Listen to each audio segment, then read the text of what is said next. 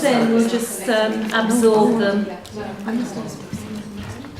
Shall I introduce myself first? I'm Jane Wormald, I'm from the University of Huddersfield, and I teach there on a number of programmes.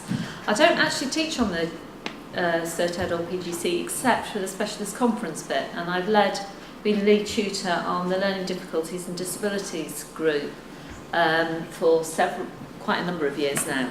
So I do know a lot about this. I also share an office with David Powell, who's the course leader for it. So I get to know everything that's going on. So this bit of it I know a lot about. Some of the other things that you do I only know so much about. So if there's questions about that, I might have to ask back home about that. But everything to do with specialist conference I think I'm pretty well keyed into. So on your papers, on those post-its, if you can, as you're going along, you can ask me anything as well. But I'm hoping that by the end of the evening that the majority of the things that you've written down will have been answered, and if not, we'll address those at that point. I'm the what's called a DALO, a Designated Academic Liaison Officer, and each college that does University of Hollywood, Huddersfield, I wish, qualification, has a liaison officer that's connected to that college. So I'm liaison officer here at Hull and also at Harrogate, and a number of other people do other courses, colleges. So we're here to look at the specialist conference that you'll be attending this Easter. It's a really rich 2 days, and it's one of my favourite times of the year. It's easy for me because I can sit and watch them when they're... But I think the people who come as well also have a really good time. Once you'll see there's quite a lot of structure as to tell you what to do for your paper. You've got to come up with the idea, but the way that you put together is very well structured. By the time you've gone through all the different processes with your online tutor, you'll know your paper inside out. You then put together a presentation and you deliver it. So at that time, you are the expert in what you've been writing about. And so it's sharing that really with your colleagues in the same specialism. And you'll see a lot of similarities and you'll think, oh gosh, that's a new idea. I think I might take that on board in my teaching. So there's an awful lot of things that we can talk about this evening. So we're going to look at the assessment requirements, what you've got to do, how you're going to do it, when you've got to do it, because those are very key. We've got some very solid key dates there. About working with a new tutor, because you won't know, what's so likely that you'll know who your tutor is. Is there anybody here doing learning difficulties and disabilities on? Yeah, I'm your tutor, so you know. At the conference, because we've got a big group, there is going to be another tutor taking half of the, or part of the group, so that I'll be doing all the online marketing things. What's your name? Gail Manson. Gail, okay. So we'll talk about the conference itself and what help and support is available for you as you're doing this module. And this is your post-it activity, which you've already done because I've asked you to put down any questions. The second one was about what you hope to get from the conference, and again you can start to think about that as we're going through. So we're going to skip that 5 minutes that I'm allowing you there and come back to that later. So what makes you passionate about what you teach in your subject specialism? Can I have some ideas? Why have you chosen to do what you do? What about it is good? Passing on the information we've learned over the years. Passing on, communicating, yeah? Just knowing that you can have an impact on somebody's learning and possibly their future prospects. Yeah, the the it's impact. giving people choices. Great, doing yeah. English GCSE. Yeah, to enable choice making, yes. I think the subject that you teach has to be interesting for yourself, and that you have to be quite passionate about that, apart from all the rewarding things about teaching. Yeah. So the things that we've been talking about are a lot about teaching, aren't they? What about, what's your subject specialist area? Business and management. Business and management. So what's good about that? What's interesting about that? Well, I just think it just naturally interests me, Yeah. So when you've got an enthusiasm about something, you can share that, and it's relevant to day-to-day life. Yeah. If you think about an ideal conference, if you think, you're wanting to go to a conference, who would you want to listen to? Thinking about your own subject specialist area. Experts. Yeah, Who've been doing it experts. for a long time. Yeah. And we will have some experts because we've got some key speakers coming to the conference for you I too. suppose your peers. And peers, yeah. People doing the same job as you or similar. I mean, it may be exactly the same, or it may be that actually they're doing something a little bit different, but it's very closely connected. So you get an insight into what other people do. So that's a richness of the people that are joining together. Your specialist tutor will have, they're all, everybody's within the PSET, the post-compulsory education and training at Huddersfield, but we've all had a lot of experience outside of that as well in different ways. So there's a lot you can get from your tutor, there's a lot you can get from your peers, and actually at the conference we also have specialists that come in to do different lectures. Some are part of your timetable, and some are things that you can do outside of in the evening. There's 5 or 6 o'clock lectures for an hour if you want to go to those. So what do you have to do? You work with other specialists online. There's a few activities to do online, and the more you engage with those, the more useful it will be. For instance, with your professionalism module and any of the other work that you're doing, PDP and so on as well. What you have to do, you have to write a conference paper, and it's about a topic on your own specialist subject area. If you're doing the Cert Ed, you'll be doing between 1,500 and 2,000 words. And if you're doing the PGCE, you'll be doing 2,000 words. And there are some people at other colleges doing masters as well. There's not a lot, but there are some, and they do a little bit more. And they have, if you've seen in the handout that you've got, and you'll have the handbook as well, the module handbook, you'll notice that the knowledge and understanding and ability outcomes for those modules are all listed on there, and you follow your own module of the learning outcomes. I'm sure you're aware of those already. And those are the ones that we use to assess you on for each of the specialist areas. And then you have to present this conference paper at a 2-day conference, which this year is on the 14th and 15th of April, that's Monday and Tuesday, at the University of Huddersfield. I'll show you some pictures later of what it looks like there, the rooms that we use, but it's not dissimilar to the rooms that you've got here. But what we do have is really good quality equipment, and facilities are really great. It's a nice place to be, isn't it, at the university? So most of the things that you might need in terms of IT will be there. If there's anything very specialist, if you let us know beforehand, we can get it set up. If you just arrive and you need a special program or something, then that's not so easy to do. But most things we have whiteboards and screens in every room, and usually computers in there. There's all sorts of things that we can get hold of for you. So if you let us know what you'd like, then we can try and organise that. What you do need to do, and I'll be saying it several times because it's really important, you do have to attend and participate on 2 days at Huddersfield. And that is a learning outcome. So you have to pass that learning outcome. Somebody just asked a little earlier whether you can fail this, the conference thing. Well, you can't fail it as such in terms of your paper, because the outcomes for that you could cover elsewhere in that module. it is possible to cover outcomes elsewhere, but you can't do this bit. This is the one that you have to attend at Huddersfield. So you have to go 2 days, you have to participate, actively participate. I don't think, well, I've never had anyone that's so glum that they've sat in the back of the room and not wanted to, but and deliver your paper. I was also asked what happens if you're ill.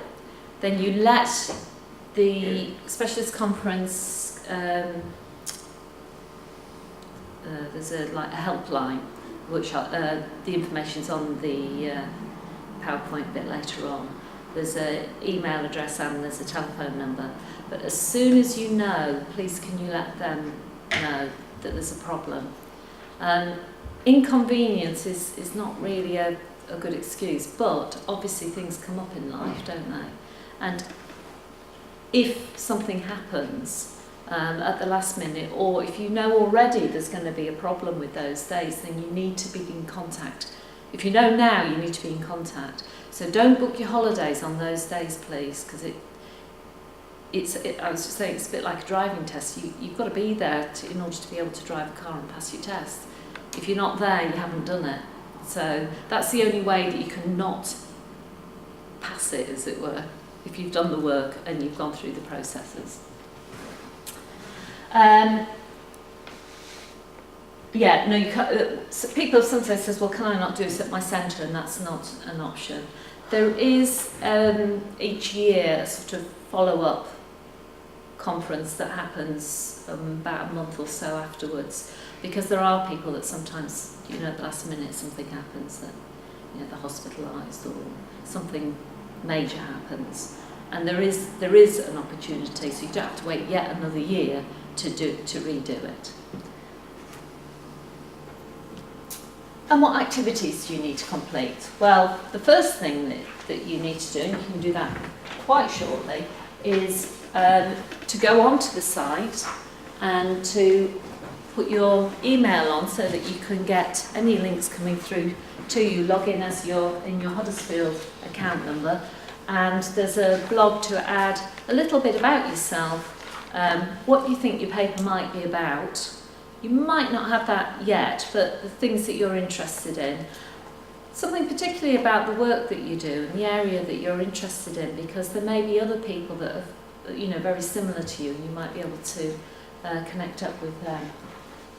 Just to let everybody in your group know who you are and what you do. Then you will have an outline to do, and we're going to have a look in detail about how to structure that a little bit later on, to give you some help with that.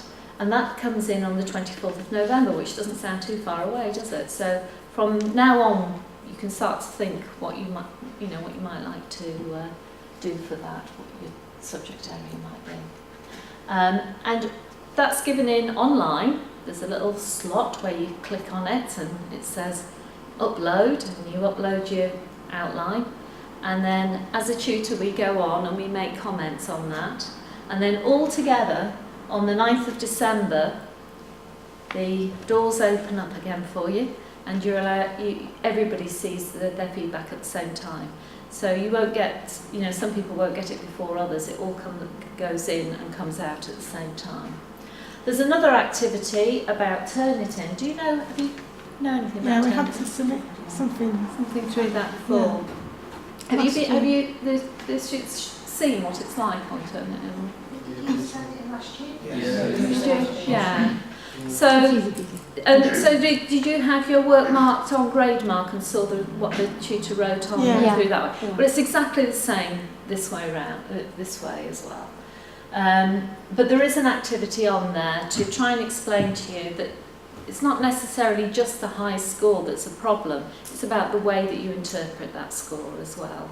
But the only times that we have real problems is when there is a lot of cut and pasting being done. So if you don't cut and paste from the internet or text or whatever, then you'll be fine. It's just when there's big chunks that does happen sometimes.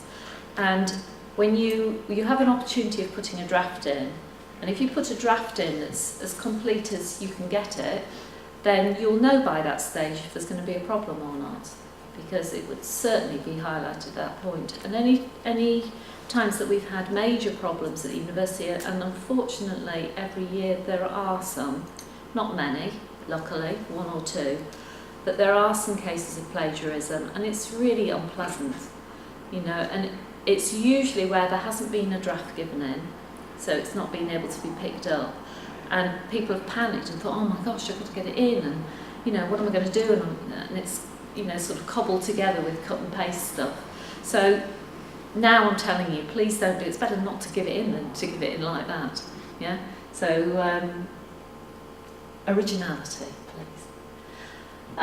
So you've got your hand interview draft in 19th of January, and again 3-week turnaround and pick it up on the 10th of February, and then the final hand in 2nd of March, pick it up on the 24th of March, and then you're ready to prepare your presentation for the conference. So it all happens really quite smoothly and quickly, and in no time it will be the time to go over there.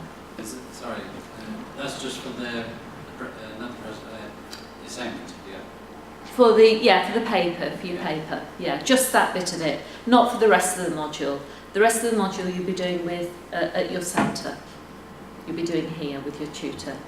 So this tonight is just related to the paper that you're going to write that you'll then present at Huddersfield, yeah. Okay. So where do you get support for this? Well, at your centre here you'll be supported with your academic writing skills. Yeah, so you know already that there are facilities for that. There's some quite good things on the wall here about actually essay plan structures, and just having a quick look at earlier. There is advice on Harvard referencing rules. Yeah. If you go onto the University of Huddersfield website now, they've changed their information from Harvard to a system called APA 6. So just be aware of that, because you're still using Harvard for this. So all your old reference handouts, keep those and use those. It's not significantly different, but I'm just making you aware that if you go onto the university website, that's where it'll take you to now, a slightly different referencing source. You'll be shown how to use Summon to access journals if you haven't done or haven't been already. Do you use Summon? Yeah, no, quite a few nods. If you don't, then find out how to, because it's a really rich source. It's an enormous library, really, of journal articles. You will have something for the library to do critical writing skills with you. So you are not from the rules, so you should review this time within the session. Because sometimes your specialist tutor will say, well, have a look at the works of, and list some people's names, or tell you key words to have a look at. And they may have some particular articles that they say, have you seen this one? But you're also responsible for going out and finding ones that are going to be particular to what you're looking for, and you'll be expected to do that. You will get some class time to look at some of the online activities in the sessions that you have here. You have the support of your mentor, hopefully, and support from your peers here as a group, and your peers online in your subject specialism. From the university, let's put one of these up first. The university provides you with an online tutor, and you'll get to know who that is very shortly. And they will guide you to do your specialist paper. There is also support through the university for disability, specific learning difficulties, and any support that you might need during your time at Huddersfield. And it's really important that you contact us and tell us about that, because any adjustments that need to be made will be made. And the contact there is Diane McClymont, and I don't know, because there's only some of you here, so the rest of the group could get to know about that as well. It's really important. Her contact details on there, or Alison Ryan, who is actually the tutor that's going to be teaching alongside me and my group as well. So either of those to contact about any support requirements for the conference and or the online writing. There are some help sheets on the university's UniLearn, and I'll show you a little bit later. I'll go in and show you what they look like. The information from here and all these handouts and so on, I'll leave those for the people who are not here, but they're all on there as well. And there's stuff to do with accommodation and planning your trip and all sorts of things there as well. So it's about we host the conference, and if you have any IT problems, this is a key link here, IT support, it.support@hud.ac.uk, and that is 24 hours, and also the telephone number, that's 24 hours as well, but if you ring during office hours, it'll be somebody at Huddersfield that answers. If it's out of that time, and even in the middle of the night, not that I'm suggesting you do that or you're working all night, but the number will be answered, but it's somewhere, usually up in the northeast somewhere, I think. But if they can't deal with it right now, then they do pass the message on and try and get it sorted. But as early as you can, please can you check your logins, make sure you can get on, and just put your information on there so we know that you can get to that information. Oh, that's it, send your emails. And this is the helpline for any queries or anything that crops up that you think, oh gosh, what am I going to do about this? And there's a telephone number which you've got on there, and the specialist conference at hud.ac.uk, and that goes to a central place that's looked at every day, and you should get an answer to that very promptly. When you log into the university website, this is the front page that you come to, and which you may be familiar with already. Over on this side, if you click in onto there, there's a lot of academic writing support stuff in there if you want to do that. It's a little bit dark there, that's a typical room, which doesn't look much different to any other classrooms. But the reason that we've given you a photograph to look at is because some people are quite, I suppose, nervous about what the room's going to be like, and nobody is going to be in a conference room with loads of people on steep stairs looking down on you. They're all done in classrooms similar to this, with desks dotted around. Often people will have islands around. If you're a very small group, sometimes just people bring a few chairs in and around. It's quite, in some ways, quite informal within your group. I mean, you are, obviously up there delivering your paper, but it's a friendly environment. It's not like, you stood, even like this, that stood at the front here, you wouldn't be expected to do that. All right, so that's what that looks like. These are the lecture theatres where the professional visiting people are invited to, and that you will be sat on the rows and panels of chairs there, and that's where you'll listen to the big speakers that come to the conference, but you won't have to be talking in one of those. Okay, so when you're actually in there, what do you have to do? Well, you've got a 30-minute slot each. You will have 15 minutes to present your paper. You have 5 minutes for questions.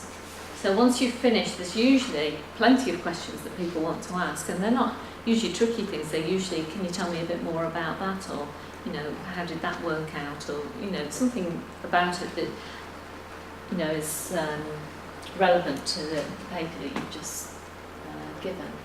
5 minutes for feedback from your peers. You'll be asked to write something down for your colleagues and to give it to them immediately so they can collect those up as evidence of having had a conversation, which again all goes towards the evidence for your portfolios. And then 5 minutes just to get your memory stick out, or however you do. You don't have to do a PowerPoint presentation. You can present it in any way you like. So if you've got things to tidy up or put away or log in or whatever, then 5 minutes to do that. The slots are allocated on the day that you arrive, and it's usually a fairly democratic process. Occasionally we'll have, somebody was mentioning somebody who was just about to have a baby and they let her go first. Sometimes there are particular reasons why students feel the need to go first or last, and usually it's a fairly democratic decision. Is that okay with everybody else? And usually it is. I haven't had anybody fighting it out yet. And sometimes just allocate them out and say, okay, this is your time. This is just from straws or something. But that's you won't know before you come, but it will be sometime during those 2 days. Can I just say, I know that last year some of the students did get the times on, they did know beforehand. They'll have only known about a day or 2 before, though, not a long time in advance of their film. Okay. Or at least we were told we weren't supposed to. I can't remember how many days it was, but I was aware that they knew what time they would be on prior to attending. Oh, right, okay. I don't think mine did. I'm pretty sure. I think we were asked not to, but I suppose it's the end of the world, isn't it? No, I'm not saying it wasn't. Yeah, there will be some slots in that day. It depends on how big your group is. Some groups are really quite small. There's only about 7 in a group. My group at the moment is 17, but we'll be splitting into 2 groups, I know, so I don't know if that's just halved or whether it's a bigger group and a smaller group. So there will be spaces within the 2 days where we can have discussions that are led by your subject specialist tutor. The speakers, actually, it says to be confirmed, but we do know that we're having Trevor Gordon, who is who's talking on equality and diversity and equal opportunities in FE. He has been asked to do this lecture at the university for a number of years now and is always extremely popular. He's a very dynamic speaker, and I'm sure that you will be interested in what he has to say. There are some optional sessions as well, and I'm not sure whether they've been fully confirmed yet. I think it's Professor James Davis, and there's an optional other one that you'll be told of whenever it becomes confirmed for that. What does James Davis do? He talks about professionalism in FA, so it might be quite useful for your assignment. And your timetable: day 1, 9 to 5, and day 2, 9 to 4. And I'm just warning you now, they will be finishing on time, because one of the things that the course leader David has always said is that everybody has to begin and end at the same time, to make it fair on everybody about their attendance, because you're all doing the equal amount for the equal credit. So you will be there from 9 till 5 and you will be there from 9 till 4. You won't be finishing early. So as long as you know that, If you're train in a back small or whatever. group, would you get all yours done in the first day? No, Or they then usually spread it out? through, yeah. They won't do them all in the first. Oh, it's very unlikely. Sometimes you get some rogue lecturers who don't do what they're told, and they'll get them all done in the first day. I think that did happen last year, actually. But generally, they will be spread out over time. And it makes more sense to do it that way, really. And then you've got different activities that can be slotted in the spaces. So it depends on how big the groups are. I don't think there'll be any groups smaller than 6 or 7. Okay. So if you're planning to stay overnight, there is a have you had a list sent to you yet? Do you know?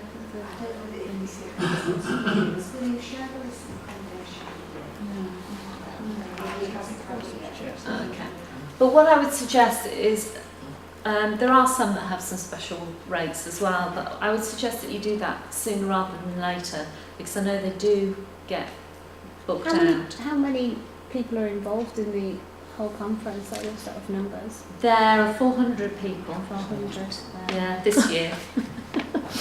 So it's that's students, and then there's a lot of staff as well. So there are a lot of people around on those 2 days. There's not many of the rest of the university because they're all on their Easter break.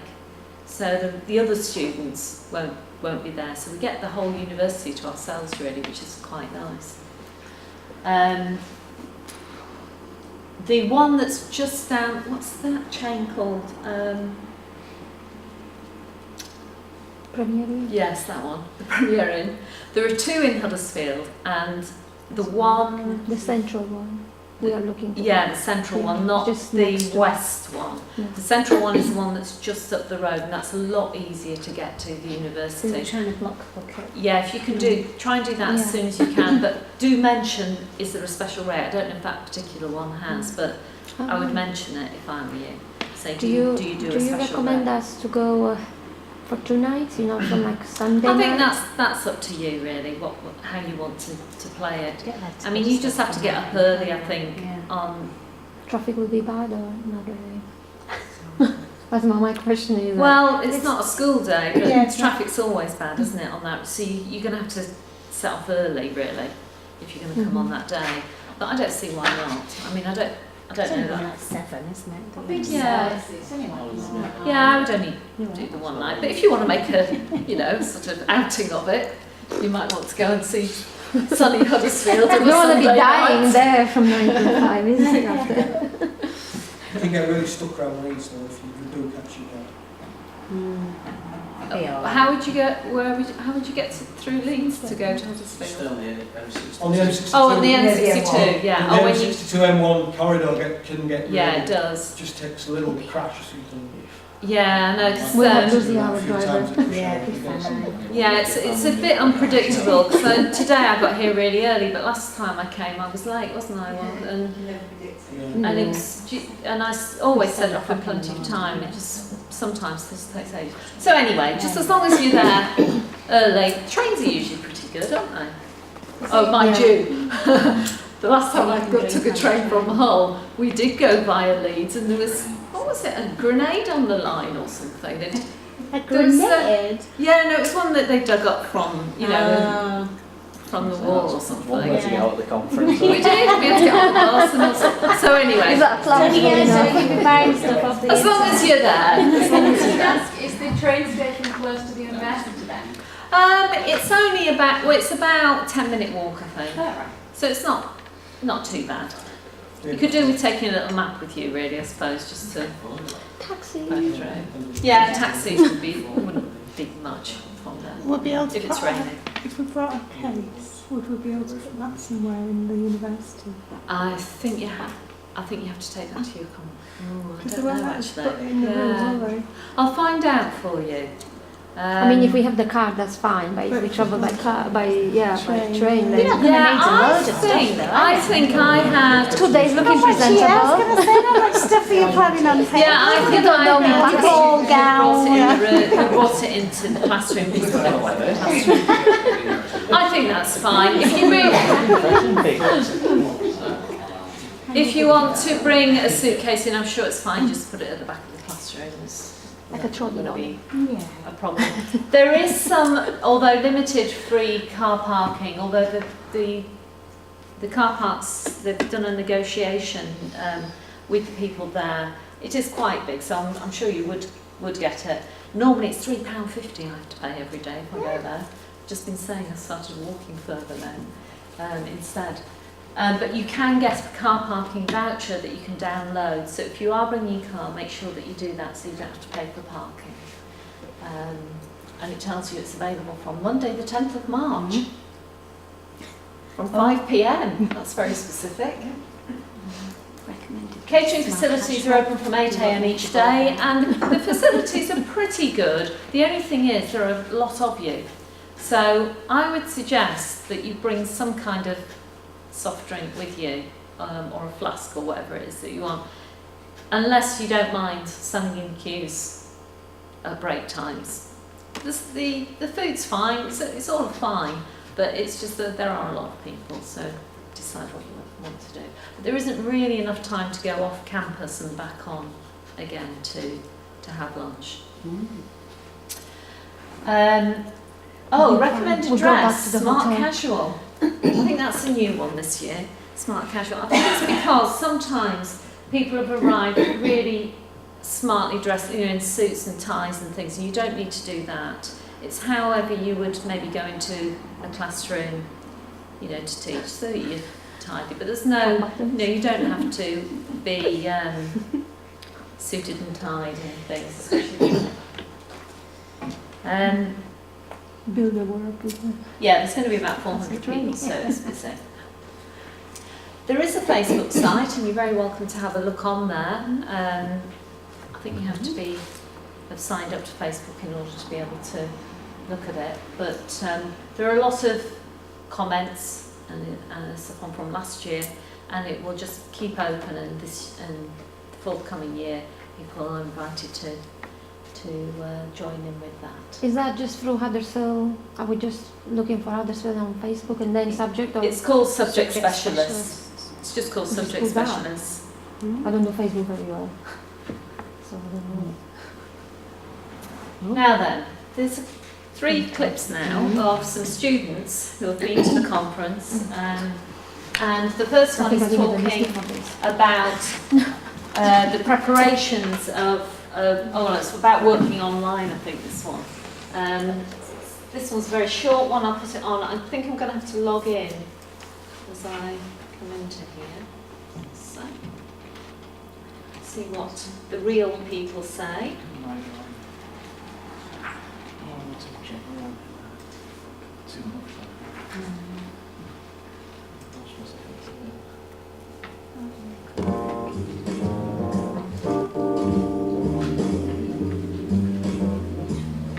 Before I came, I found the online experience really worthwhile.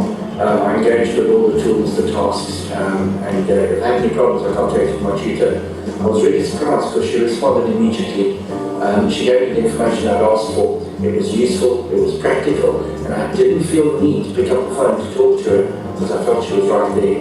So when I first got told about the specialist conference, I guess my first reaction was a bit of fear, just because of, although we've had to do assignments before, this kind of just seemed a little bit different back into deliver a paper, especially in front of people who were kind of your peers who you didn't know, so it's about being judged, I guess. Okay, then just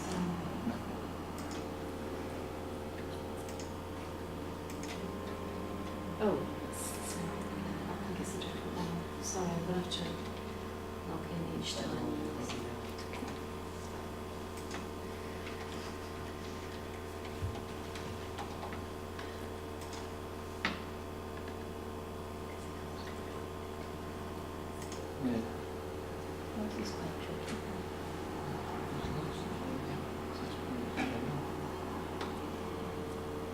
It's not that, is it? It's not this way.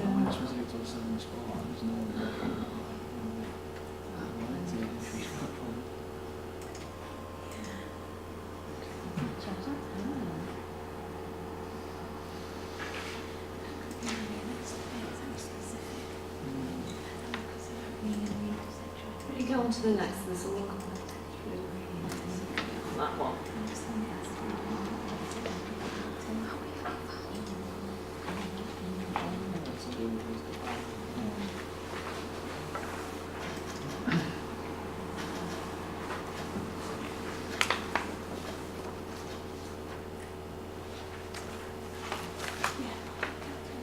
What were you saying you were thinking of doing, but there wouldn't be any research done on? I'm going to ask that. Yeah, that's my post-it question. Yeah, that's what I was thinking. Because I want to do collaborative learning, but there's not going to be any research papers on collaborative learning in A-level psychology teaching. Yeah, there'll be a lot on collaborative learning, but what I'm going to ask her is how you can link. Yeah, maybe you can adapt it to. And can you use, because there's lots of psychology teachers and other teachers blogging is like massive now, isn't it? If you go on Oh, Twitter, I haven't got probably those for you. there's a Use that, yeah. Can you use that as well as generalised, or are they not considered? I just tried that earlier on before you came, and it seemed to work then. So I'll see. I'm going to come back to that later if we can find it. And it was only about a minute each of each one, so it's about the trainees talking and reflecting on their experiences. The way that it fits into this is the whole of your course here, and how that specialist conference paper fits in with that. And you can see that there are links that the other parts of your course will feed into your conference paper. So the things that you've done in your teaching through your teaching observations, and the things that you've had as feedback from that, things that you reflected on, may give you some insight into what you want to focus your paper on. You've got your PDPs that will, all up there to bolster what you might want to do in that. You'll be thinking about the curriculum, because this module is about teaching as well as your subject specialist area. And then the things that you learn from the conference paper and that you connect with there will feed into your professionalism module and your PDP 7 as well. So that was a graph to show that it all connects up together. So there are 3 stages in your paper: your outline proposal, then your draft submission, and then your final version.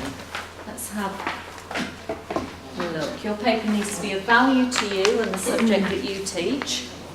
So although your subject specialist tutor won't be able to choose that for you, you will be able to talk some of your ideas through with them. These are some examples of things that people have done in the past. For instance, assessment in your specialist area, for instance, helping your students write better answers to difficult exam questions for their A2 in business. So what you do need to do is be very specific about what it is you're going to write. So if I just said, well, I'm going to do something on assessment, that's a very general, generic area. But if you're going to say, well, I'm going to do it on peer assessment with hairdressers or hairdressing trainees, then that narrows the focus. It gives you a sort of an area to particularly look at. Yeah. Hi, I was wondering about this, thinking about this. You're not going to find many journal articles on peer assessment in hairdressers. No. So can you use more generic kind of journals but apply it to your specialist area? Is that the idea? Yeah, that's what you will have to do when it's very specific like that. Now, there will be other things about the teaching of hairdressing or the profession of hairdressing that you can use as well, and your tutor might be able to recommend some of those. Mm-hmm. So you'll have to look at both of those things. You'll have to look at what peer assessment is, and then you'll have to look at the professionalism part of it as well, and the trainees that might be involved in that. And then you can compare and contrast what's being said there. So yes, you're right, there are some areas that you won't find loads of stuff written about the particular area that you're interested in, but it's how you work that out. And I had another question as well, kind of related to that. There's a lot of quite high quality blogging going on by teachers at the moment, and particularly in my specialist area. Right. Are you allowed to refer to anything like that, or does it have to be published in a journal or a book? You can, but you also need the other literature as well. But you could refer to that as well as a... Yeah, I think if you want to make it, and say it, very current debate on blogs at the moment are about these issues. But you do need to substantiate what those issues are about by peer-reviewed articles. Because anybody can write anything on a blog, really, can't they? Yeah. But you can say that, that this is what's being debated at the moment. So there are people that have published books that also blog. Yeah, well then So you they're can quite- refer back to their text as well, can't you? So that they're reiterating in this sphere what they've written previously. So there are just a few examples of things that you might want to choose. So it has to be something that you're interested in, that's of value to you, that you're passionate about, something that's interesting. It has to be about your subject specialism, an aspect of that, and it has to be something to do with teaching and learning of that subject specialist area. Yeah, so that's what you've been asked to do, that's what the task is. So it has to relate to key pedagogical principles and factors affecting teaching and learning in your specialism. And that's all it means, that's all pedagogical means, is about teaching and learning. Does that help or not? Yeah? So the three things there is something that is of value to you, that you're interested in. It has to be about your subject specialist area, and it has to have something to do with teaching and learning within that specialism. Yeah?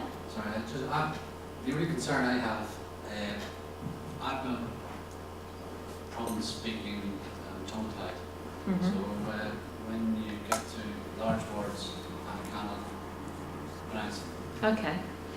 So can I keep it nice and basic? Of course you can. Yeah. Well, really, I mean, the idea is that you present the work that you want to give. It's not about, you know, long words and the, I don't know, I suppose the height of academia. It's about connecting, it's about communication. So you communicate in the way that you need to communicate. Because you've got your ideas, you'll have done that through your paper, and then it's about sharing them really through that. So you can choose your vocabulary.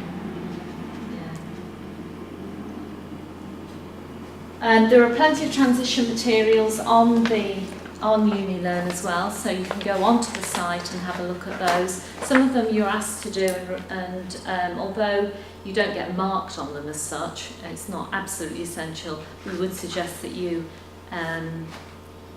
do get engaged with them if you can, because it's further evidence of you having connected with your peers for that.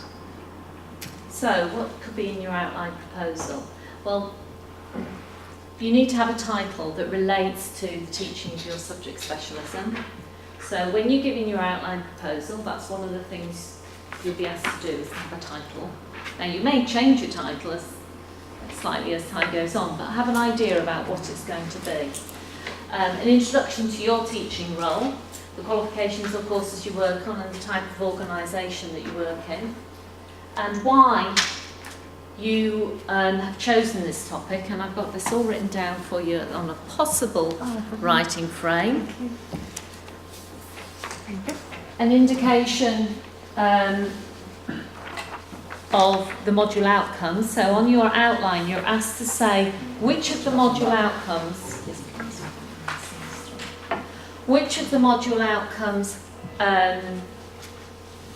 you think you're going to be covering, because it may be slightly different for each of you. And as long as all of the outcomes are covered in the whole of the module, then you're fine.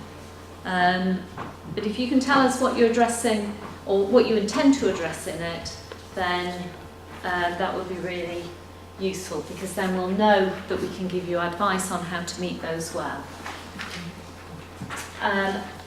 And also an explanation of how you're going to approach the topic. So you may not have done all the reading and all the writing, or you won't have done at outline stage, because it's about your ideas. It's like, a bit like a learning contract, really, that you're giving us as much information as you can about what you think your paper's going to be about.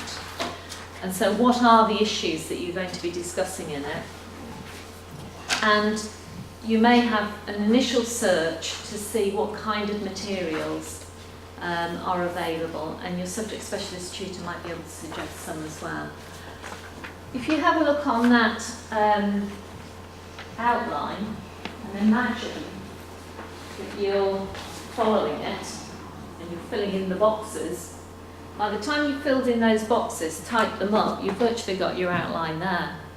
I mean, you couldn't get a structure that's more straightforward than that, really.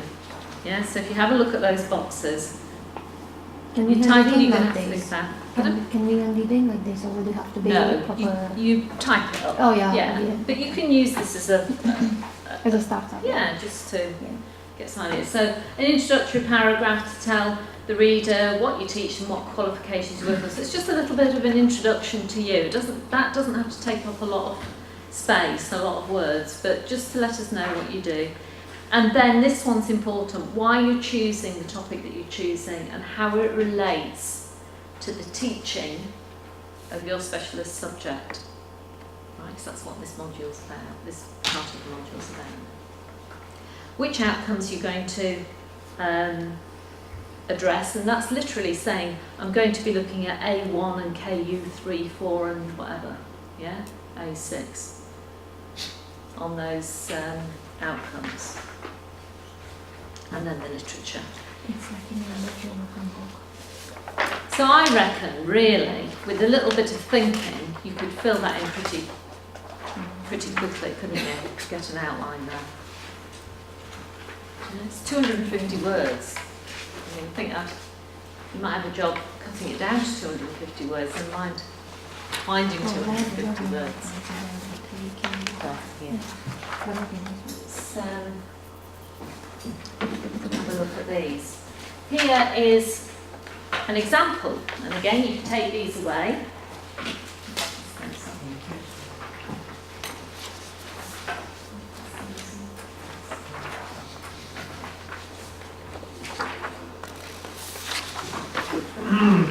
Now have a look at, you've got a copy each, but if you have a look at it with somebody who's sat next to you.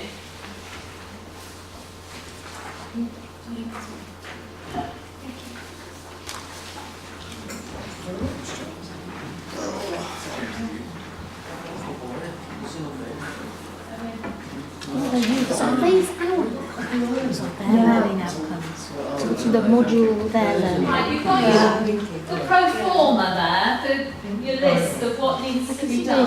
Have a look at, read the article here, not the article, the outline, and see if it matches the things that you've been told to write on the writing frame.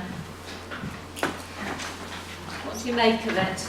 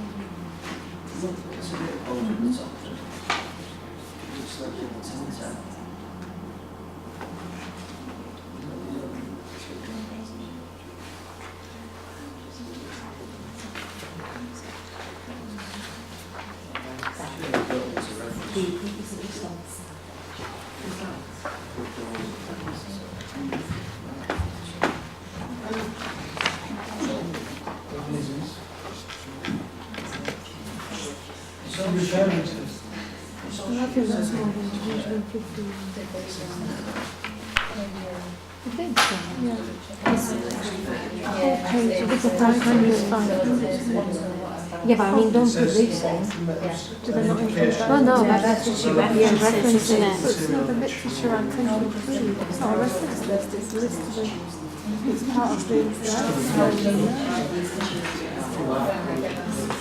yeah, but then if you include that, then clearly you will have no words. Isn't it? I guess. Why are you doing it? I don't know what I'm going to do. I don't know soon because I need a break. I need a break. That's a while. I know.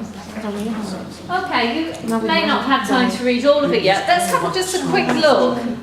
What do you reckon about the title? An art that must be learnt mostly from experience.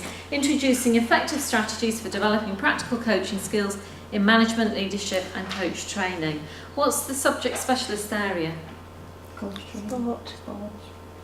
So Sorry? Sports coach training. Yeah, sports coach training. And what are they looking at in this paper? Effective strategies. The teaching and learning is effective strategies. Yeah, so the first quote, an art that must be learned mostly through experience, is probably to do with experiential learning. Yeah. So the title mentions the subject specialism and it tells the reader what the focus is of it. How about the very beginning?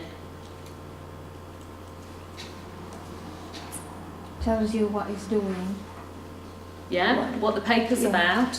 But he's telling you what he's teaching at the moment. So he's introducing what Yeah, what type of organisation he's working for. they work for. And it gives a clear idea of what the paper's going to include, doesn't it? Yeah? Is it okay to secondary reference like that? I thought that was not something you're meant to do. Download indefinitely. So she's... Well, I mean, that's where she's got the source from, so she's been, he or she, has been, you know, straightforward in doing that. It's often best to go to the original source if you can, but if you can't, then it's acceptable. Yeah. I'd probably say better to go to the original source, but I thought you were penalised, that was all. no, you wouldn't be penalised for that. And then it goes on to say the learning outcomes I intend to address in this paper are da da da da da da. Yeah. Sorry, just to clarify, KU and A, that's... Yeah, in your hand, the leaflet that you've got, the handbook one, it's got page... Page 4. Yeah, page 4 and 5, depending on which module that you're doing. On certainly one that's on page 4. It's related to those outcomes. So KU means knowledge and understanding. It's just so you don't have to write it all out. And A is the ability. Yeah. So the A6 is the one that you can only do with this specialist one, but the others you could meet satisfactorily in other parts of the module. So you have to choose which ones you're going to focus on.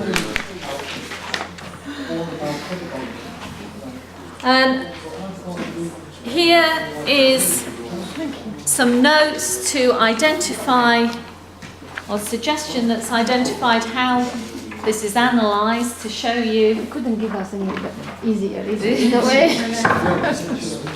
So what you've got there is a writing structure, an example of that's very good for me. an outline. Sorry. Well, I'm These going to learning outcomes, I've just got an issue with it, because obviously we're all concerned with working in post-compulsory education. Yeah. But they all refer to pedagogy in practice. Yeah, well, all pedagogy means is teaching and learning. Right. Not as opposed to andragogy. Well, yeah, no, because andragogy is part of the pedagogical umbrella. Right. So andragogy is about teaching and learning with Right, adults, no problem. but it's under the umbrella No problem. of It's just, pedagogy. it just seemed to me as if it was specifically looking at... No, not children. Right. No. Okay, that's fine. As long as we... No, the big umbrella is pedagogy. Right. Okay. I'm getting cold in here. Are you cold in here? No, because it's cold. You look so tired. It's alright. Okay, so I think by the time you've had a look through that, I'm sure that you'll all be able to do some fantastic outlines related to your subject specialist area. Okay. Then, once you've done that, you'll have given that in, you'll have had some feedback from your tutor, and in the meantime, rather than not doing anything, you'll have been going back to your reading and finding out more information as much as you can about that. You may want to ask people in your group online on the blog, you know, what they're doing, because there may be somebody who's doing something similar to you, and you may want to, you know, have a discussion with them about what they're doing and maybe share some texts and so on, some textbooks. Yeah, I'm doing that. But then you will have to structure your paper. And again, there's some, you know, quite clear guidelines here really. The title page, You do need to mention your subject specialism in the title, but hopefully, if your original outline title is the same, then you'll have had some comments on that already. You'll have an introduction. This is for the main paper now, not for the outline. An introduction which explains the context of your teaching, why you've chosen your subject, your topic, and what you aim to do in the paper, and again, including the learning outcomes. So it could be fairly similar to some of the outline, that first section. You'll have more information by this time, so you may want to fill it out and add into that. Then you'll be giving a critical analysis, and the critical bit is really important because that's where the literature comes in. So it's not just your ideas and not just describing, but backing it up with sufficient reference to literature and text. And a conclusion then to finish off with, where you discuss your findings. It's not a research project, but you will be finding out things as you write the paper, and it's in conclusion you'll be drawing those together, those ideas together. So maybe it's discuss your ideas rather than findings as such then. And then you'll have a reference list at the end that shows all of the sources that you've used in your text, not the ones that you haven't quoted in your text or listed in your, or spoken about in your text, just the ones that you've used in there, using the Harvard conventions. So remember, your paper will be a critical, reflective consideration of your practice as a teacher or trainer within your subject specialism. This is just reiterating the fact it's not a research project. You don't have to go out and ask people questions and find out what their answers are and pull it together. It's about finding it, talking about your pedagogical practices rather than going to do a research project. How you present your work. Now this, in a header at the top, you need to put your module code. So if you're doing the Cert Ed, you'll put the DID number. And if you're doing the postgraduate PGCE, you'll have the DHD number. So make sure that you've got that one correct on the top. Include your name and your student number. This is a little bit different to last year. Last year they didn't have the names on. So make sure you have your name and your student number in the header. And please can you put your word count. You are responsible for putting word count at the bottom of the document before the references. It doesn't include the references, but it includes the whole of that document. Can you put your word count on that, please? Can you format it as Arial, in Arial, size 12 font, and use 1.5 spacing? And I'm sure you'll be able to get some help with that if you're not quite sure how to sort that out. Any questions on that? Just the sort of nuts and bolts there. I'm sure you'll be getting reminders about that. Now, how do I engage with this? Well, this is through UniLearn, and as you go on, there's a lot of information there, and I'll just log in here and show you what it looks like live.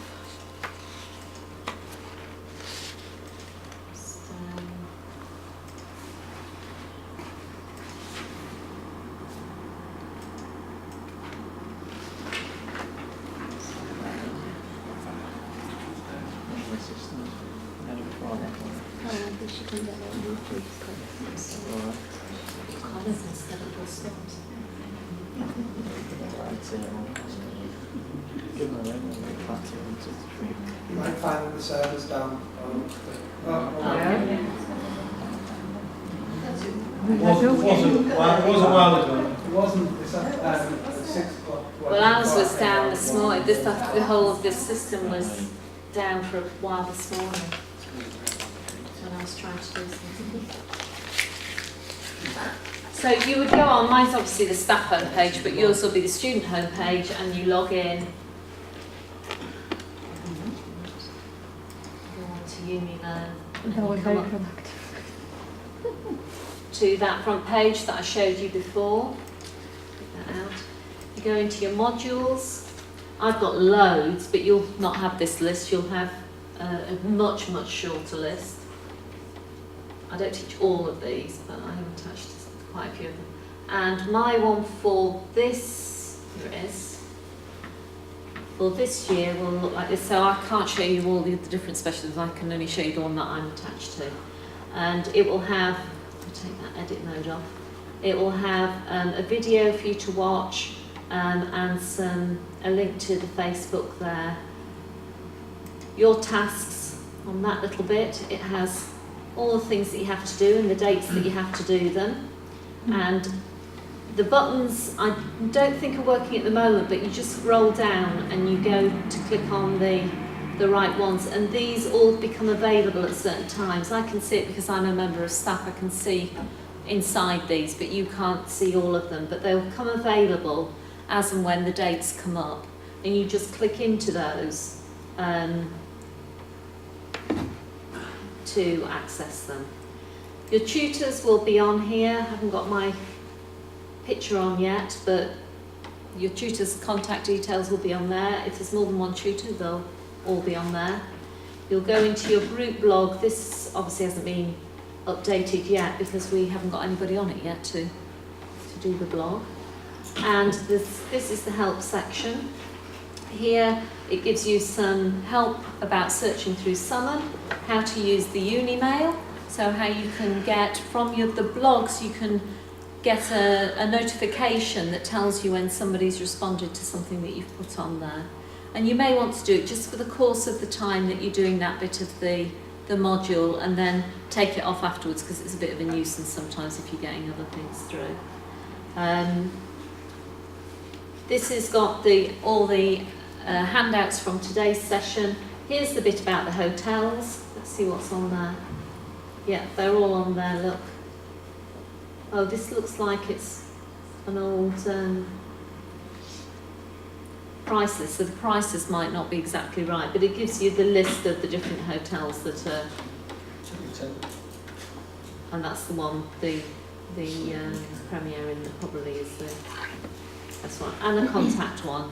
And so if you want to contact IT support or the specialist conference hotline or any of the others, you've got the contact details in there. You'll also have a reading list which will be subject specific, and for some reason I've got somebody else's reading list on mine at the moment, but as people come into it I'll have redone it, but at the moment we've got, I think it's English or something on there. So that's what it looks like. So it's quite, quite straightforward to use. The main ones are where your tasks are and the information will be in there. So take that off again.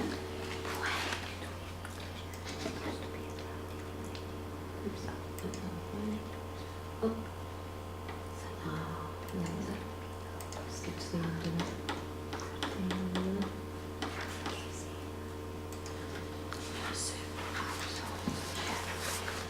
Okay.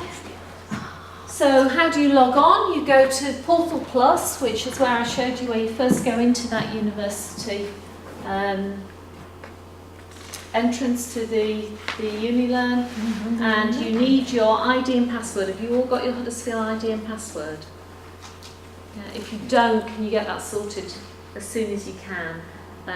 When you initially go on, you use your birth date, but then you'll have been asked to change it to something else. If you haven't used it for some time and you've forgotten what that is, you'll need to contact IT support in order to get it redone. So that's something that you'll need to do. So that's just what I've been showing you how to get to on the actual thing itself.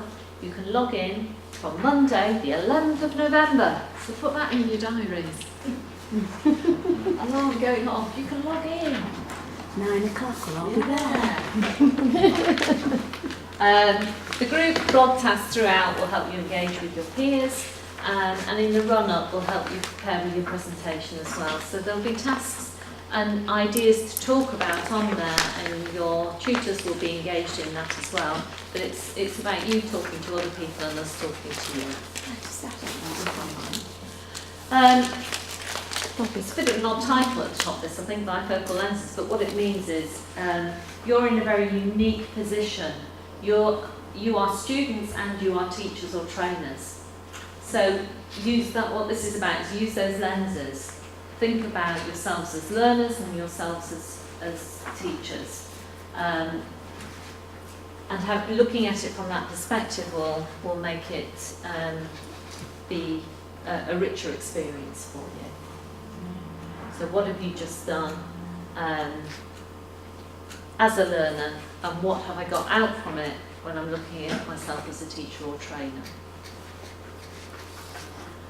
On your final paper, so you'll have given in your draft, you'll have got some feedback on that, you can go away and start to work on it, and your tutor will comment on which learning outcomes that you've addressed in your paper. So the ones that you've said that you're going to do, you may have changed on along the way, but when you put in your final paper, make sure you say that they relate to the right things, otherwise it gets really complicated. Yeah? You might use these comments to qualify when you're doing your PGP7 paper, and your centre tutor will find it really useful because they'll be able to see immediately how well you've addressed the outcomes that you've tried to address in that, so you don't necessarily need to do it elsewhere. I mean, some of the outcomes, like the ones that relate to ICT, if your specialist conference isn't about ICT, then clearly you can't address that. You can't make it up and address it in that way. But you will have to do that somewhere else in the module. So just be very clear about that, and it makes it much easier then for you to be able to provide that evidence overall. Your online tutor we've got on GradeMark, which is where we write the comments in. There's also an audio feedback, and we'll be giving you audio feedback as well. So you've got the written bit. Have any of you had audio feedback before on it? As you go in and you see the writing that's been done, there's also a little button at the top that you can press, and someone like me will say hello and talk to you about what you've done. And that's... Well, is that like pre-recorded? Well, we do it when... Yeah, so we write what we have to write, and then usually I've then sort of looked through all the comments again, and then I press the thing and I say, okay, I've just finished marking this.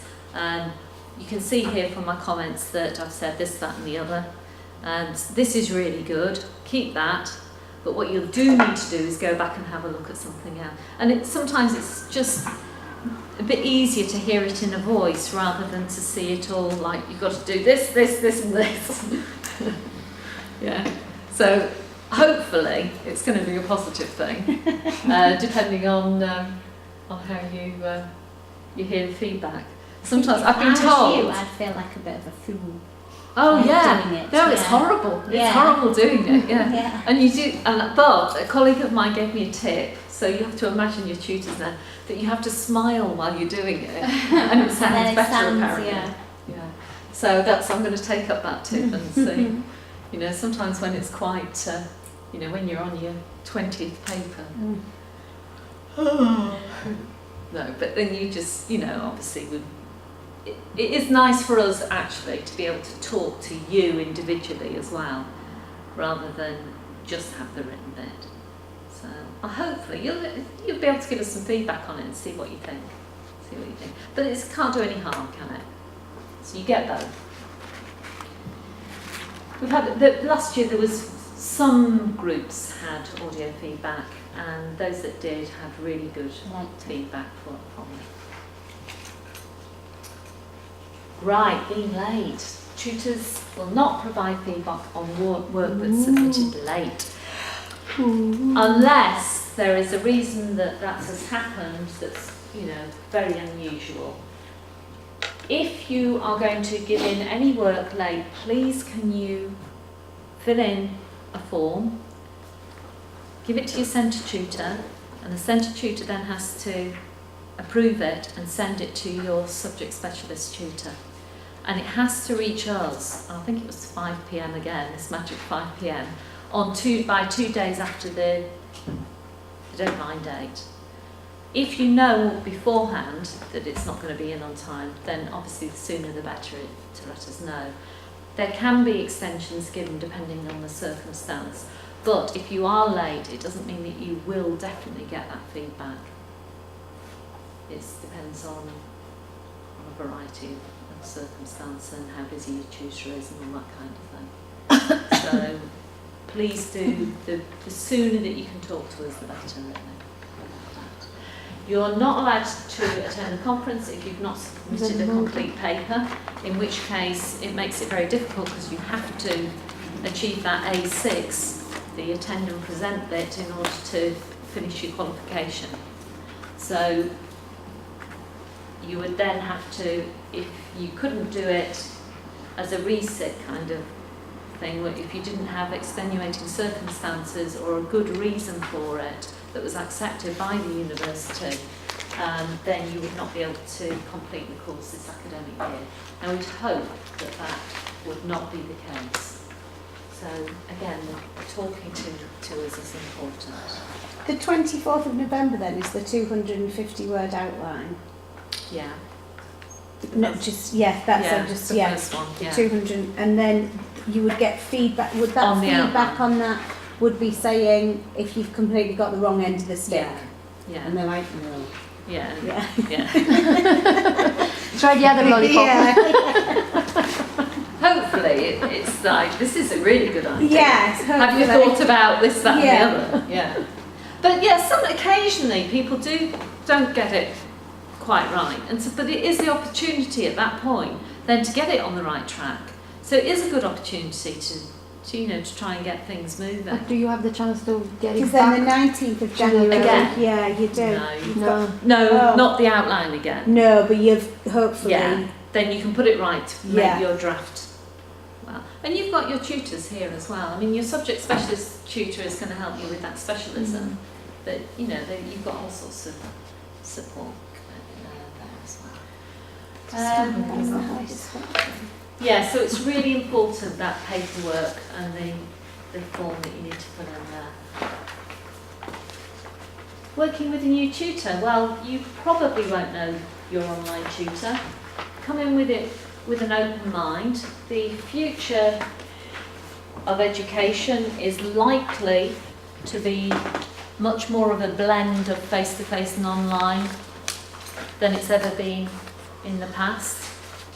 You're going to be at the forefront of some of the ideas that we're using in this sort of blended delivery.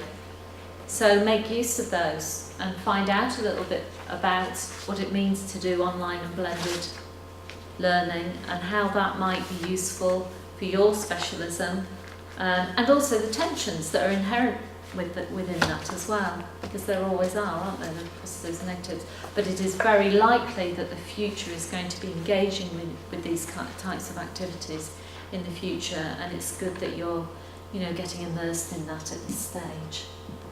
So come with an open mind to it, and the tensions that you will face will be maybe similar things to the tensions your students will face as well. So it's good to, looking at those bifocal lenses that was on the previous slide. Okay. Yes, your tutor is a specialist in that area, which is why it's also important online to not only introduce yourself to your peers but also to them. And you can contact your online tutor if you're unsure about what's required to do with this potato. This I'm obviously a bit hungry. To do with this paper. Pig, it was a pig. So yeah, you saw there's contact details on there. Usually there's a telephone number and an email. Telephone for some of us is harder to respond to, but if you want to leave a phone number, then I'm sure people will get back to you. Okay.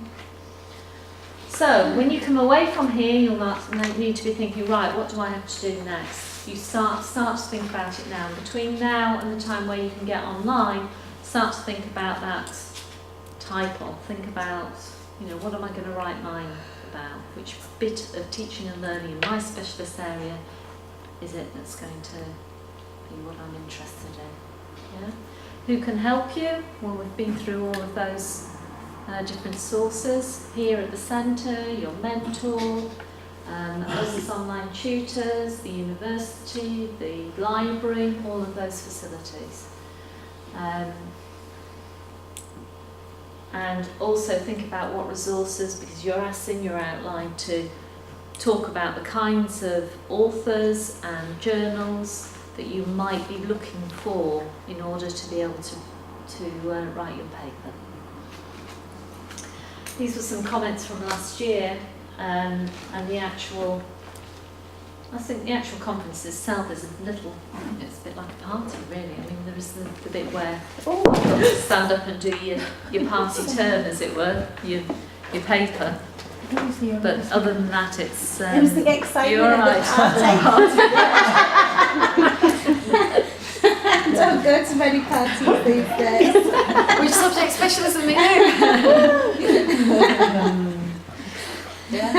So I think you will really enjoy it. I'm sure. Trevor Gordon's getting lots of little. Yeah, he's great. In fact, he talks often in the presentation that he does about somebody called Ada Lovelace. And Ada Lovelace was the first computer programmer. And she lived in the 1800s sometime. But it just happens that tomorrow is Ada Lovelace Day. So all of you who are interested in science and technology and all that kind of thing, it's Ada Lovelace Day tomorrow. So if he talks about Ada Lovelace, you'll know who it is. I don't know. And he's writing it down so you can be in Trevor's good books. So I know what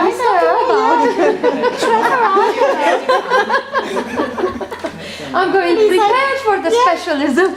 That's when he says you know who Ada Lovelace is, no go read it. I'm in Jane's group. Yeah.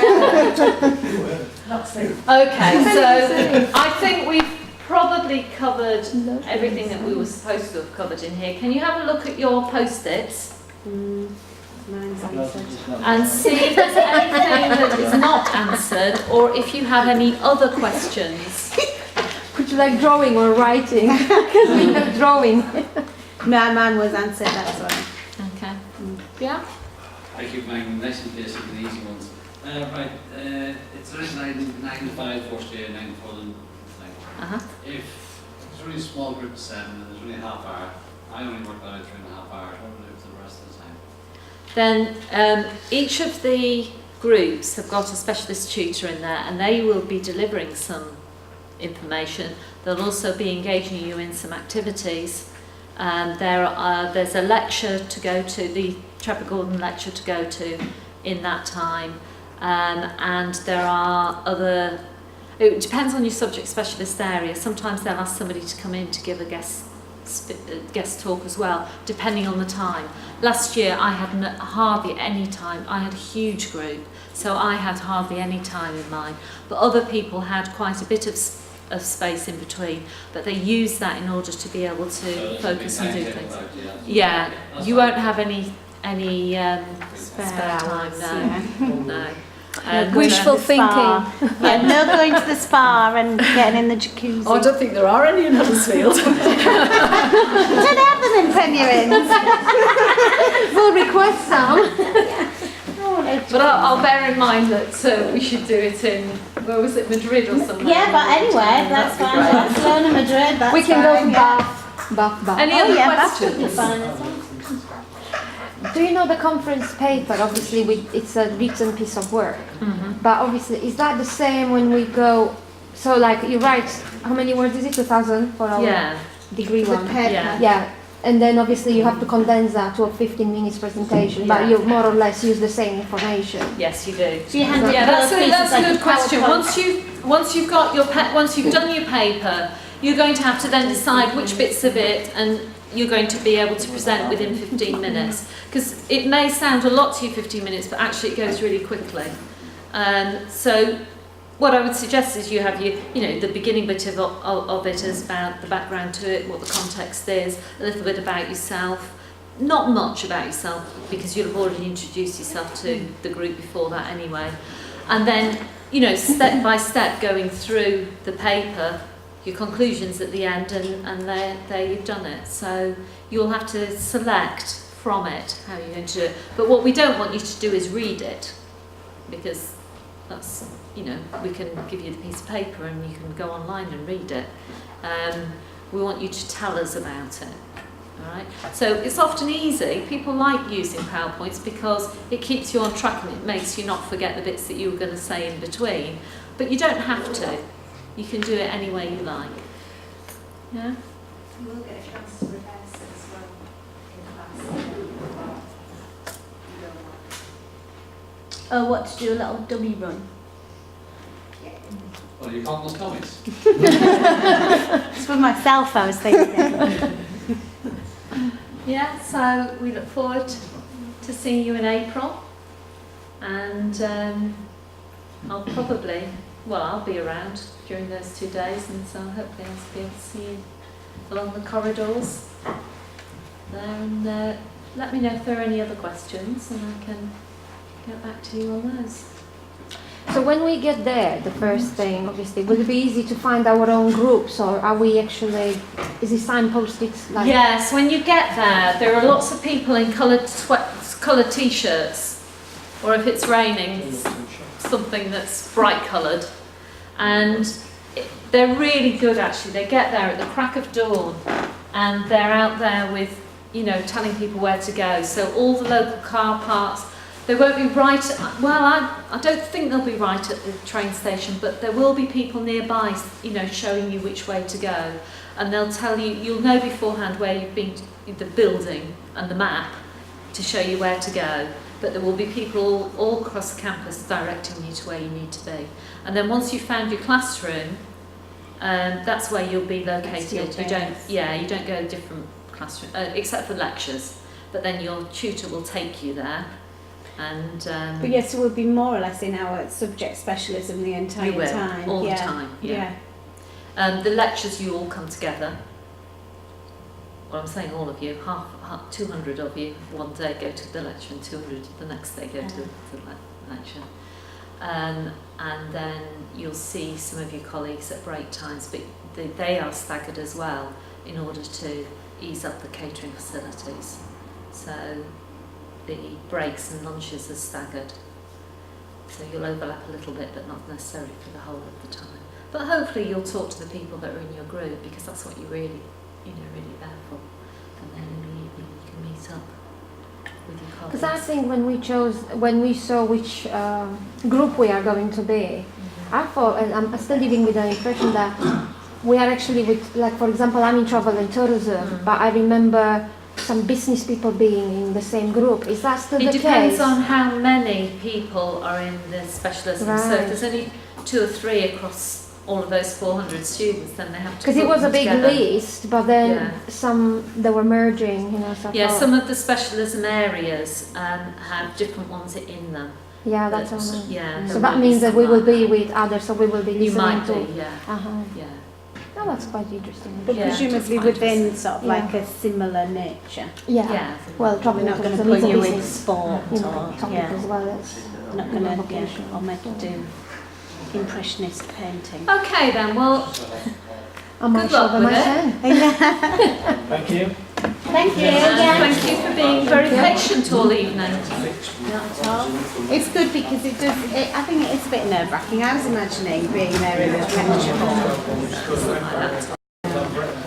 It's not even like this. No.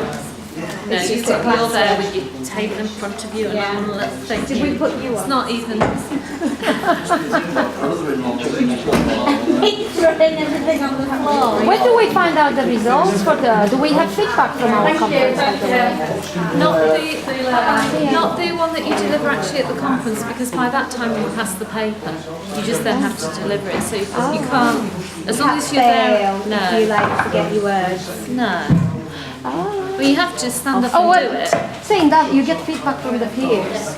Yes, you do. Yeah. If they're all going like this. I have been listening. Oh, you get some.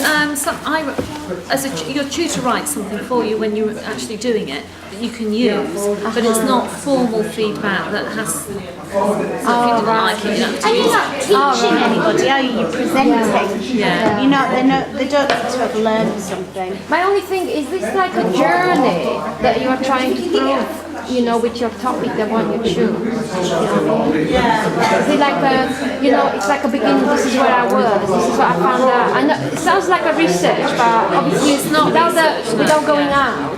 But no, you is that saying, what you're aiming to do, type of? not a research thing, no. You are saying you have to give a bit of your background because otherwise you don't know where you're coming from. And saying this is the thing that interests me, and this is what I found out about it, and this is how it works in my practice. Or it might be that the reason that you became interested in something is that there was a particular problem. Thank you very much. Bye-bye. Thank you, bye. See ya. That there was, you know, something that was challenging within the teaching and learning. You're thinking, this isn't quite, what can I do to make this, you know, better? Yeah. And you may have tried something that actually, when you've read up about it, you think, well, that seems to work in other people's context. But it doesn't have to be a negative. No. Oh, that's quite good. Well, it could be, yeah. Yeah. Well, you're all the time, presumably, trying to think, how can I do this better? How can we do it better? And it's about...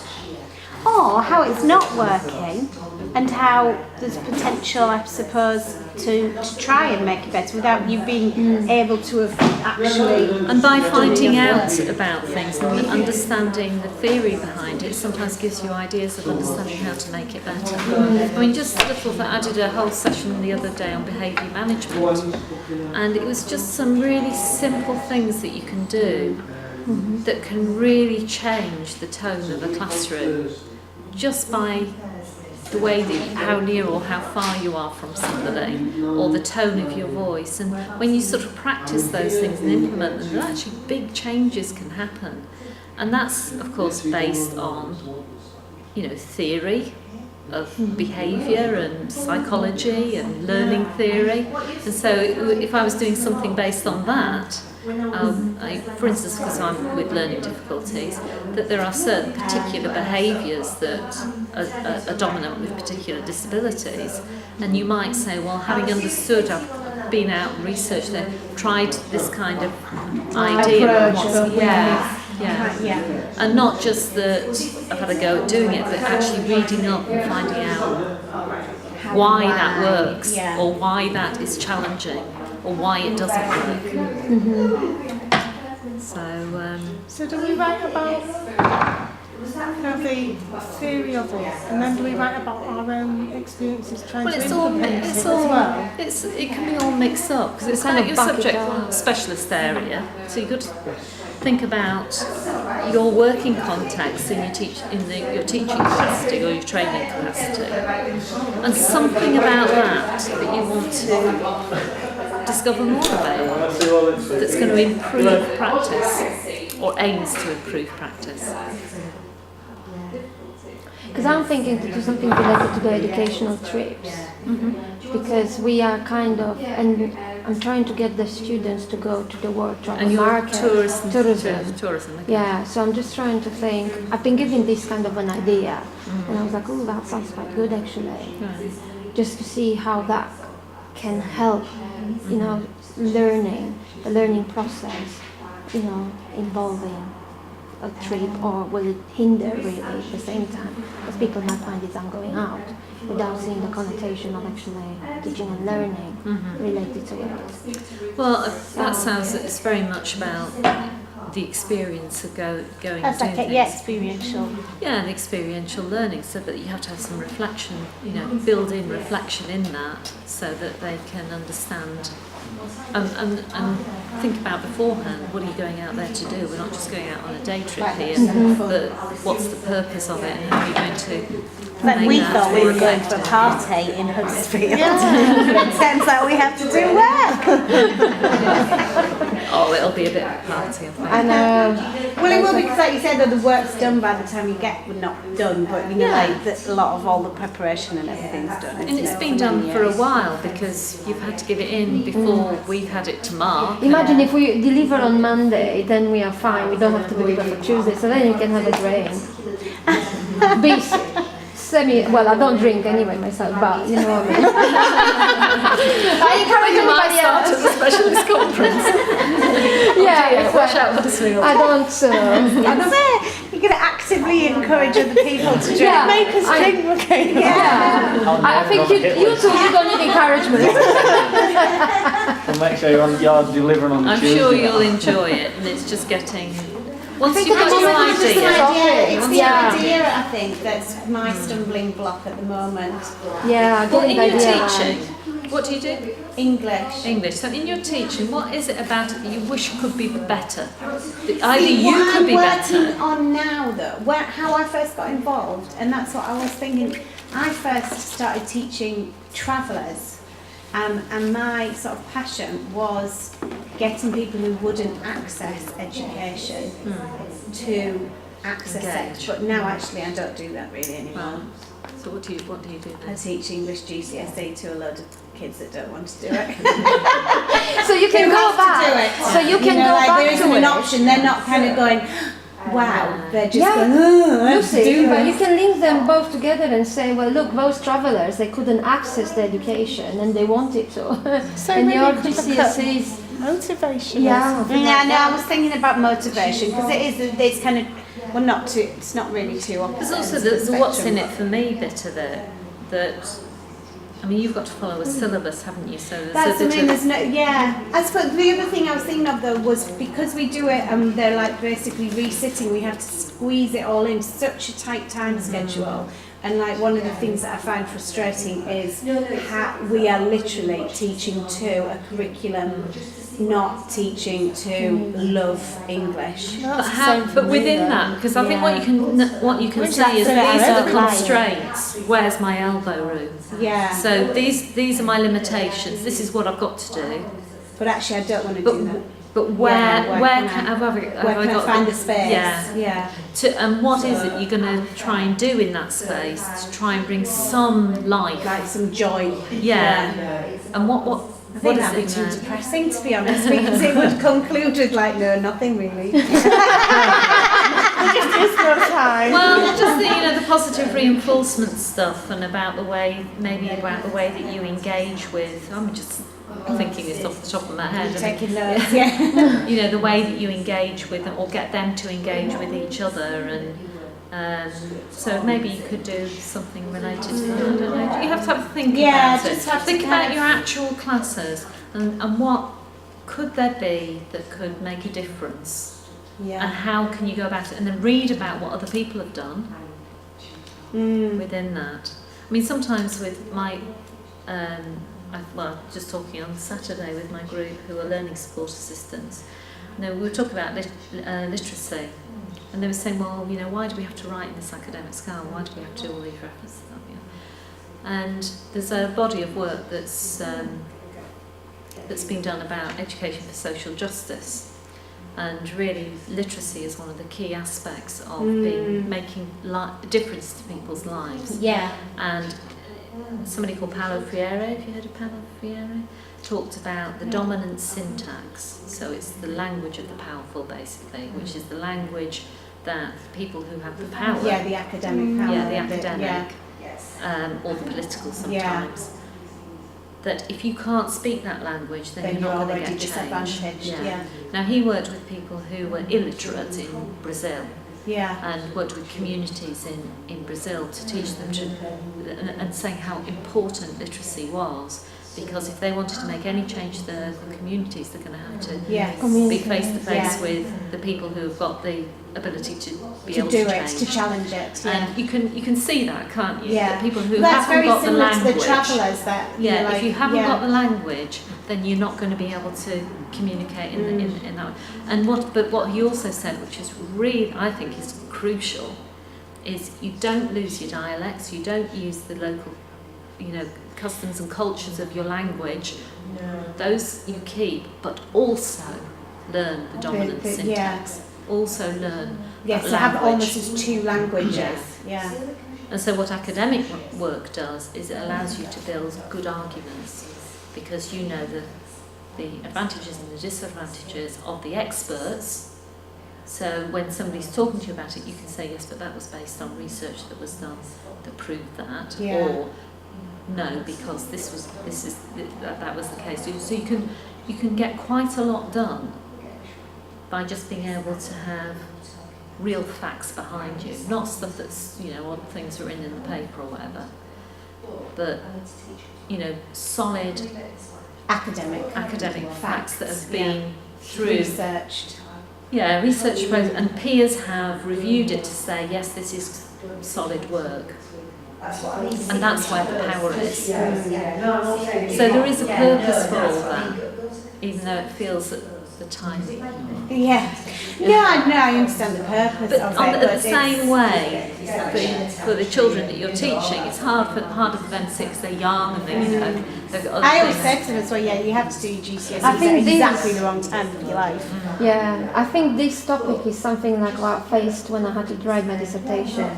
I was there struggling to find a title for it for months, you know, before. Because it's, it's just, and once you've got it, it's like, yes, you are with it. You know, you can go with it once you've yeah. got That's it. half the hard battle, isn't it? Yeah, it's finding That the and topic. finding the articles. And I think and you've then- also, though, you've got to set yourself a deadline. Well, you're going to have to set yourself a deadline. Yeah. haven't you? Well, Just by think, level. right, look, I've got to This is find it. something. This is what I'm going to Even do. if it's not something that's going to completely set you on fire, something that you're interested in. No, but you have to at some point. Don't you have to go? Well, I have to do it. Yeah.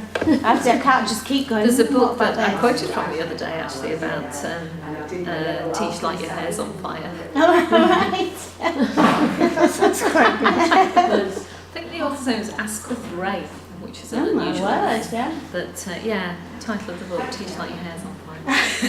Well, thank you very much. Thank you.